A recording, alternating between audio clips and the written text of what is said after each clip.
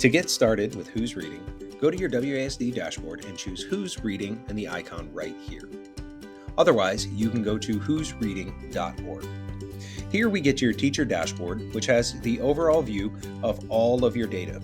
So any quizzes that you've had, failed quizzes, books that are being read, reading logs, writing assignments that need review, or goals that your students have set. So this is a brand new class.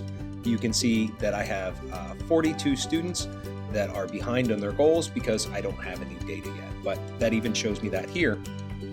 Which students do I need to follow up with? So it's a very useful feature in the dashboard. At the very top, you have a couple other tabs. The first one is our data tab, and this will show you all of the data based on student-specific goals. So I can do this for the month or for the school year. I can see how many quizzes they passed, practice tests, how many minutes that they've read, and I can export this data as an Excel sheet or as a PDF. I can also edit the goals if I choose this Learn How to Edit Goals right here at the top.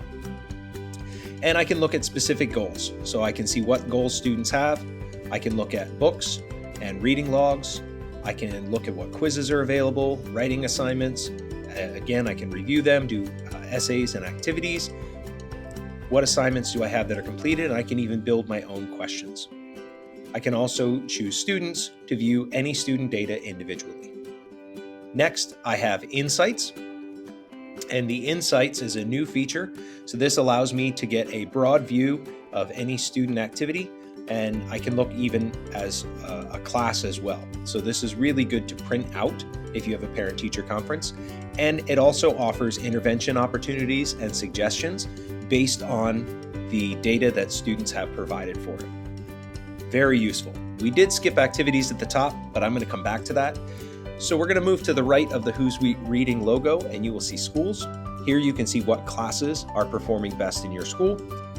And this can be very helpful if you're doing a reading challenge or a writing challenge. You can set specific goals, and you can see through your roster and even create your own class library here in your shelf, where you can see what books students are reading and the reviews that they've left on them. So again, this is all random generated information because I don't have an active class right now. But this encourages other students to click on those books and see what reviews their classmates left. Now, if I go back to activities, which I promised earlier in the video, you can see specific activities based on skills that students need in any given year. So we have a quick PDF sample, we have an overview, and then we have the skill listed here at the bottom, like writing conventions. I can search by grade level, I can search by skill sets, and formats, fiction versus nonfiction. So if I'm looking for something like purpose and point of view, I simply go to purpose and point of view, and I can change my format to be maybe short passage or vocabulary. And if I want just fiction or just nonfiction, I can choose that here too. And then I select the activity and we can work. So you can see now that purpose and point of view is the skill listed at the bottom of all of these. If I look at all skill sets, we'll choose a random one. I have the opportunity to print this out. So if I don't want students working on their computers all the time, I don't have to. I can assign it digitally to them in the same spot there with the Assign tab. And so when I open up the activity in preview mode, I have the option to assign or print again. Now that I'm into my assignment, I can read the directions here, or if I need, I always have the option to have the directions read to me. And you get this little volume icon that pops up here. You can increase and decrease the volume if needed.